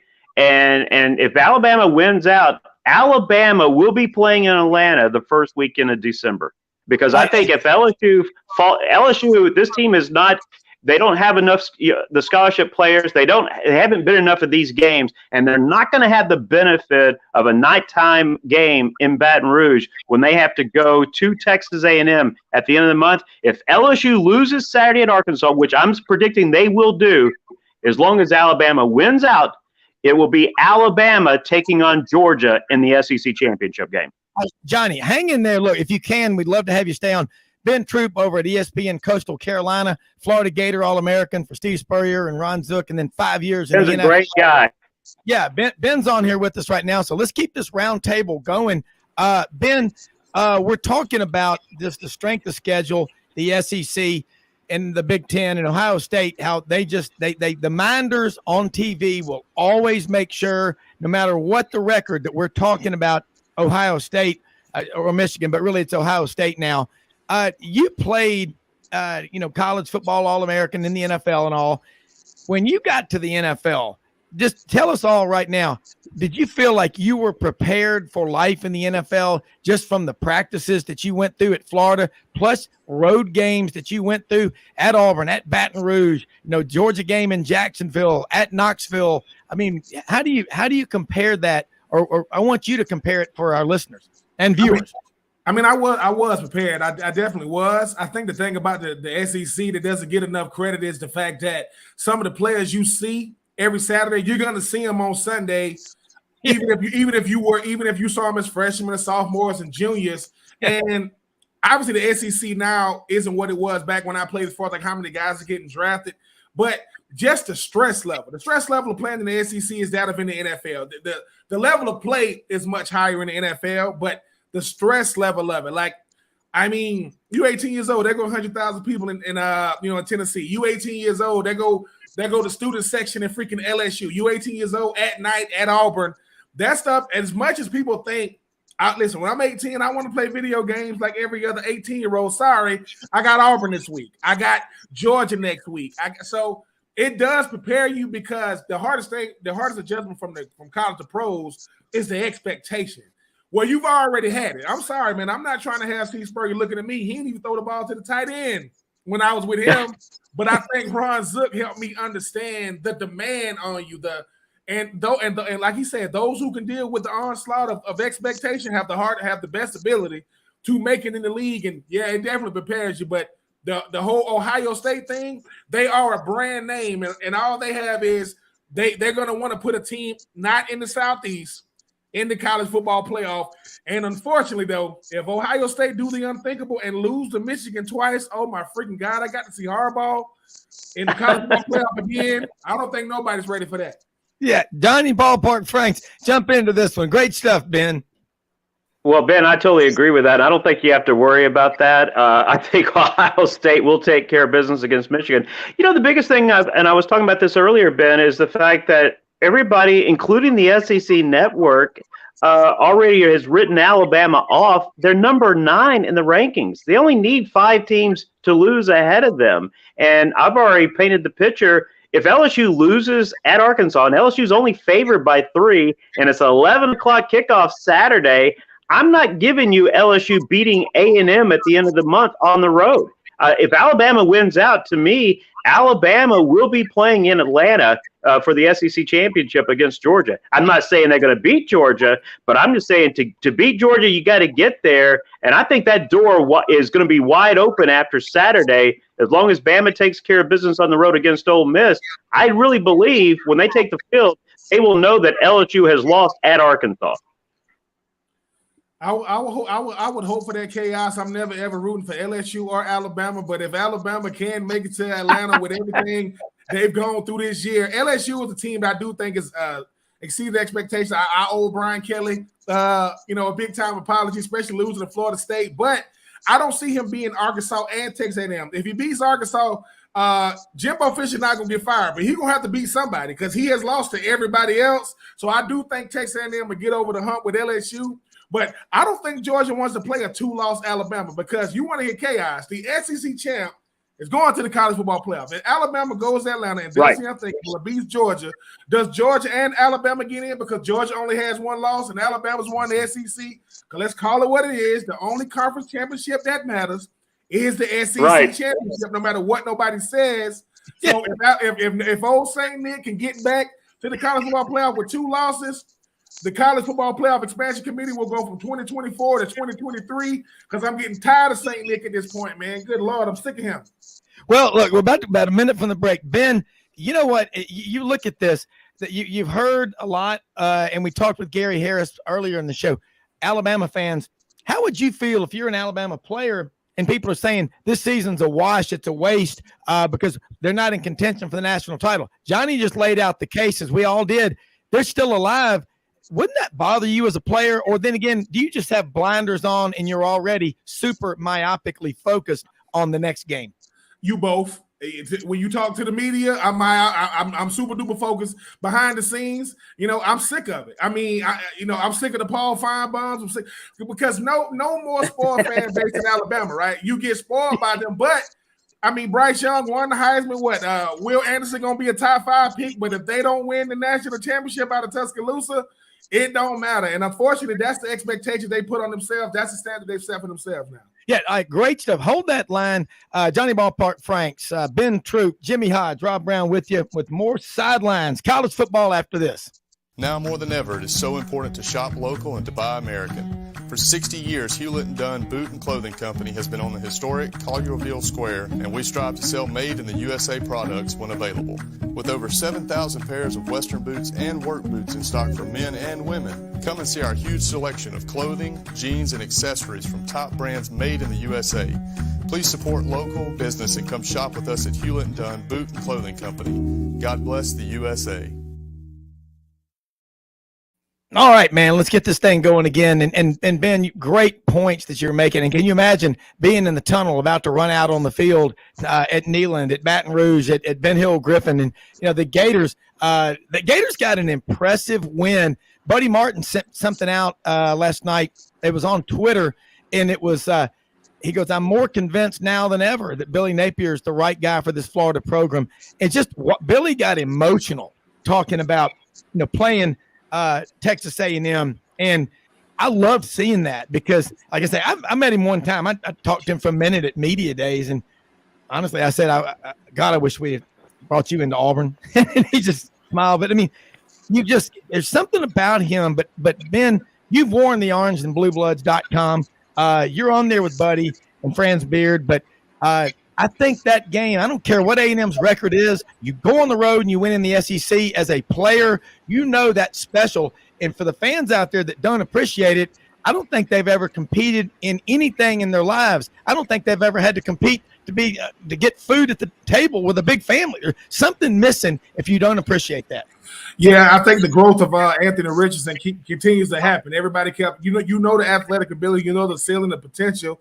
He has to turn the ball over in 3 weeks, and the Florida's defense has only given up 14 points in the last 2 weeks, and the 14 points came to Georgia. So getting a quality win against Texas A&M on the road at Kyle Field, when you know they were trying to not, I think it's their 4th or 5th loss in a row, you wanted to add to their misery and add to hopefully the rest of the season. You still got a shot if you have Florida to go 8-4. An 8-4 regular season potentially, even though Florida State is playing much better right now. Yeah.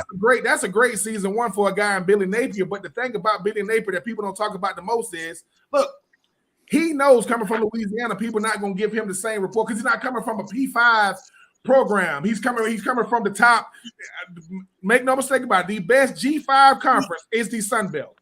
Nobody wants to play nobody in the Sun Belt, but they're buying into it. And I hope that because of that, Anthony Richardson comes back in 2023. That's my wish list at the end of this season. But John, at the end of the day, winning is the only reason why anything works. Your message doesn't resonate if you don't win. The players don't buy in if you don't win. Winning is the only reason why people listen to Nick Saban or listen to Dabo Swinney or listen to Kirby Smart. So you can throw that great coach stuff out the window. If you ain't winning, they're going to get rid of you and your whole staff. But when you are winning, that makes everything better. Hopefully they can keep it going. But like I said, Jimbo Fisher better be lucky he got a $70, $80 million buyout because it is not going on right now in College Station. Yeah, Jimmy Hines jumping in. I was going to say I had a quick question for Ben. First of all, I'm sorry that Florida will go 7-5 this year when they lose to my Florida State Seminoles at the end of November. But the question I had for you, and I brought this up earlier, is the fact that one of the things that, the players from 10 years ago that won the national title for Alabama, they're privy. They were able to be into that locker room prior to a big game, and they talked about the fact that it was so different night and day compared to when they play, meaning there was no emotions in that locker room. It was so quiet. And I think that there's one thing you can have leadership on a field, but sometimes when you're talking about 18 to 22-year-olds, you still need those emotional guys. You need those guys that can lift you up and get you fired up. And I know that you experienced that with Eddie George, when the Tennessee Titans won, and you saw that too, and the impact that he had on the Tennessee Titans, for example. I think that's one of the things that Alabama is missing. They don't have those individuals. And, as a player, how important is that as a college player? It is important, but you also got to understand this. Wins and losses, that's the only thing that dictate narratives. Narratives only come out when you don't win. Like the emotion, they was in a rebuild in 2021 and still made it to the national championship, right? They was in a rebuild last year and they made it to the national championship. The thing about Alabama, Alabama is the only school that everybody expects them to win, whether you root for them or not, whether you play them or not. They're the only school in college football. When Alabama loses, right, it's like a freaking runoff in a freaking election. Everybody's watching. Why? Because it's Alabama, right? It's Alabama. And I think the thing is, Will Anderson is great. I think Bryce Young is great. They get Jahmyr Gibbs and all these guys, but Alabama just knows people have caught up. While they're getting good, while they're great, other teams are getting better, like LSU, like Georgia, like Tennessee. So I just think that while it's great to have emotion, sometimes, no matter what you do when you lose, it's not going to be what former players wanted to be. No way. We have officially become, back in my day, what would have happened if it would have been us. Yeah, get off of my lawn, kid. Jimmy, jump in here. Yeah, well, I've got to say, Ben, every time you come onto this podcast, you bring about the strongest fedora game that I've seen. You are in the Tom Landry class. Tom Landry. Now, Tom doesn't have the variety that you do with the wide brim. Tom was, he had that fit right over the head fedora with those suits, man, and it was sweet. But I got to say, Ben, you're really strong there. I'm very impressed. Jimmy, I appreciate it. At the end of the day, I'm not cheap. I'm just frugal. And what happened was I wanted to get the Pharrell hats, the Pharrell Williams hat, but Pharrell Williams hats you got to have Pharrell Williams money. So I'm like, I'm not paying that much for no hat. So I just waited. I just bought my time and just waited and waited. Come across this hat company that was able to get. I really do it for two reasons. One, because I like hats, and two, because my mom hates it. So because she told me she did it, I'm trying to get it in every color that they got. Is she begrudgingly admitting though she kind of likes it? No, she won't. My mom hasn't realized that all she got to do is give me any type of praise, and I'll stop. But listen, it doesn't matter how my mom. Listen, I'm 40 years old. My mom was 60. She's 20 years older than me, and it wouldn't matter if I was 60 and she was 80. She thinks that I represent her no matter what I do. I give her 3 grandkids. Never been to jail. You think that'll be enough, right? A new house, new car? No, don't embarrass me. If I tell her I'm on Rob Browne show right now, she's going to say, is your hair cut? And do you got on that ridiculous hat? And the answer is yes and yes. Well, getting back to your Gators, I've got to ask you, could it be safe to say that really the turning point of this Florida season took place on the Gators' first possession of the third quarter against Georgia when they were down 28-3? They drive down for a touchdown. They force a turnover. All of a sudden, a 28-3 game in which a lot of people thought at halftime could really get ugly turns into a 28-20 game. And now Georgia is, they've really got to step up their game to be able to, hang on to that lead. And it just seemed like to me that the Gators have really gained confidence from that point on, and they've been a different team. I would have to agree with you, Jimmy, because it's 28-3. Everybody knows, oh man, it's going to look like one of these old Georgia Florida games of recent history. But when they score 17 unanswered, and you look at that Georgia sideline, I think Florida realized at that point, what if we just played a little bit better in the first half? I'm not saying Florida wins the game. I think Georgia closes better than anybody else. They're going to close, and they don't care how they win. They just care that they win. They don't care how it looks. But Billy Napier, when Billy Napier says, when we 28-20 and we take a deep breath, you see, now the things I've been telling you guys, and like I said, it's Anthony Richardson and him just growing up quarter in and quarter out. Every good team has one thing in common. These quarterbacks have been in these systems for multiple years. That's Bennett, hitting Hooker, and so on and so forth. I think Anthony Richardson, he's 9 games into this new system. So, but Georgia is the new barometer. While Alabama is the standard, Georgia is the new barometer, and to stay on the same field with them and to only give up 14 points when you gave up 28 the first half, I think any team can live with that. Yeah, and Ben, Jim just brought up a good point about the momentum part. And, that's one of those things when you try to explain it to individuals who have never played football, it's one of those, it's hard to touch, but you're experiencing it when you've had momentum and all of a sudden you're losing it. And, Georgia certainly had that game well in hand until they didn't. Talk about that as a player when you're in a game like that and you're in control and all of a sudden you've lost that control, and how tough it is sometimes to get that back.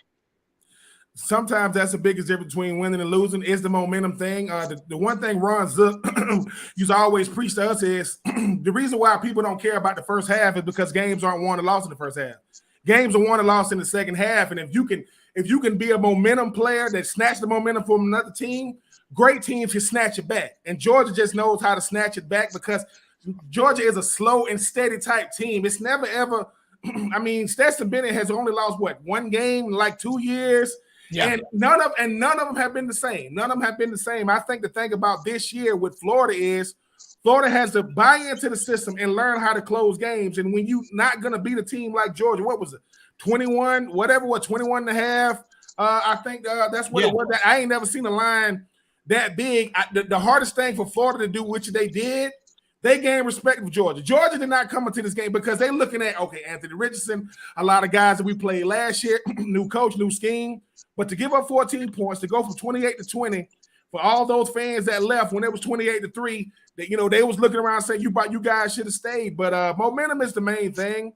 And these players understand you have to be a representation of your head coach. When you look at Georgia, they just like a Kirby Smart. Them guys, they hard-nosed. They going to keep coming at you.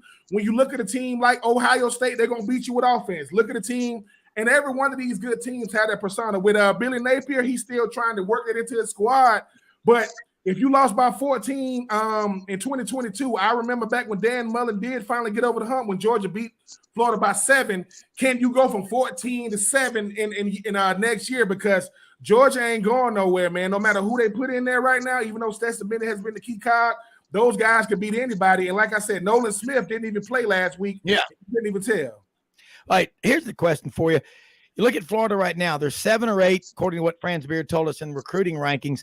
Lost a big-time defensive back out of Lakeland. I don't know if he went to Kathleen High School because that's where Ray Lewis went, but that's also where Anwar Richardson, our friend from orangebloods.com, covers Texas for us. But how can a kid in the state of Florida, when he looks at what's going on around the state, not always have Florida at or near the top of his list? There are about close to 400 D1 players a year coming out of there, 250 plus coming out of Georgia. That, to me, it's a no-brainer. And for Florida to stub their toe and not win, Ben, like Dan Mullen, the knock was he didn't really embrace recruiting. Brian Harsin didn't embrace recruiting at Auburn. How can a coach get through the vetting process and fool him if he when asked a question about recruiting? How do you get away with that? Because I look at Florida and athletically, I just think of great athletes always, and academically a really good school. It's one of only 6 schools in America that has a law school, a medical school, and a vet school. Because the more you do on Saturdays, the less you have to do in these households. If the product on the field is there on Saturday, you can talk less. Because the thing about Florida is they're talking about what we can be, not what we are. So they've seen it. They haven't seen it consistently. When you are the best product on the field, the best product in the state of Florida, all you doing is you can just walk in and say, hey, you can win. When I got recruited, Florida walked around with a SEC and national championship rings on. They got these big, gigantic orange jackets on, and they got Steve Spurrier. Right now, the head coach is still new. The quarterback is big time, but it's going to depend on how you look when everybody's watching. When everybody's watching, when you play Georgia, it's how you finish. When everybody's watching, when you play LSU, because that's the real barometer is the team's going to say, the moms and dads going to say, well, why didn't you beat LSU? Why didn't you beat Tennessee? Why didn't you beat Kentucky? Most people expect you to lose to Georgia. So the product on the field is good. Man, I don't know how good of a recruiter Kirby Smart is, but if he got the best product, he don't got to say that much. He flashed rings, and he said, I put 5 guys in the first round. Rod and Jimmy, I would love to get Ben's comment about this. You know, we always talk about the state of Florida with Florida State, the Hurricanes, and Miami. Well, I think now it's just a 2-man race. I mean, you look at Mike Norvell first year, loses by 42 to the Hurricanes of Miami. 2 years later, last weekend, they beat the Hurricanes on the road, biggest road win in that series, and they beat them by 42. So they go from losing by 42 2 years ago to winning by 42. Can a state of Florida keep up with 3 now that we have name, image, and likeness, or will it be a Florida State kind of situation? You hope it does, because unfortunately, the big 3 in Florida are good for college football, not just for the state of Florida. So Miami is nationally relevant because they got NIL. They don't got the product either. Like, they don't got the product. They ain't had the product for a long time. But you want all 3 to be good, because the thing about it is I'd rather a player go to Florida State because he chose Florida State and not because I just don't want to go to Miami or I just don't want to go to Florida. You need all 3 to be good, because the crazy thing about the state of Florida, the perception in the state of Florida is not the reality. Teams like UCF and USF and FAU and FIU, they really, really think they on the same level as Miami, Florida, and Florida State. I hate to be the one to tell them that they not, but that's what they really, really think. My daughter, both of my daughters live in the state of Florida, and every time I go see my kid in Orlando, I got these UCF fans saying, Ben, what about the bowl game? I'm like, you're welcome. Congratulations. Y'all beat Florida in the bowl game, but it's not the same thing, man. At the end of the day, whatever the best luxury car is on the market, Florida, Miami, and Florida State, they are the top luxury car. Them other schools, they nice cars. They ain't the other 3. So I think the big 3 needs to get back to it. And unfortunately for me, right now in Miami, I don't know what's going on. You got Jason Taylor, you got Ed Reed, and it really don't matter right now. Miami gonna have to take a strong look in the mirror, because if they didn't have their history, they would not have the present they have now, getting big time recruits. Yeah, I mean, 89 to 09, when you were at Florida, Florida was the winningest team in college football, won over 200 games, 3 national championships, 8 SEC championships. And you know what the lonely feeling is? To be 2 or 3 years removed from a national championship, Ben. It drives fans crazy. I've got to say this. Most often we see the face of Christ and the least among us. Go out and help people with the expectation of getting nothing in return, just give to give. Ben, we got about a minute to go. Tell people and about your book that you have written. And it's a great book for Christmas, for any time. And also, Johnny, this has been unbelievable. And Jimmy, great roundtable. And we'll be back. Got a great lineup tomorrow. The Friday roundtable kicks off. So be ready. But Ben, let them know.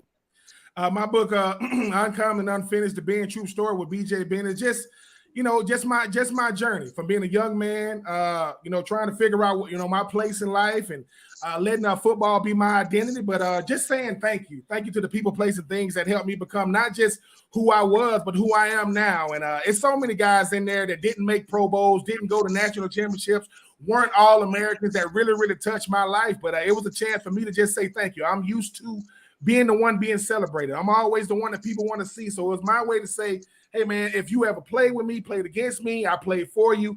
I just want to say thank you. Swainsboro, Georgia, Augusta, Georgia, Vidalia, Georgia, Gainesville, Florida, Nashville. Just a lot of great stories.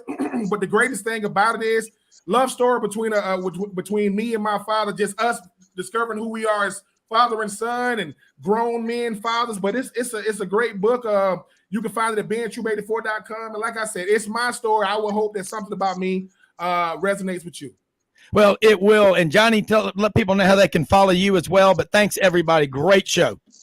Really simple. Follow me on Twitter at BP Franks Show. Also on Facebook at Johnny Ballpark Franks. And every Monday you can listen online at umsports.com. My show 5 to 7 every Monday afternoon, and talking a lot of college football. All right. Believe and serve. We'll be back tomorrow. Have a great one, everybody. We're out of here.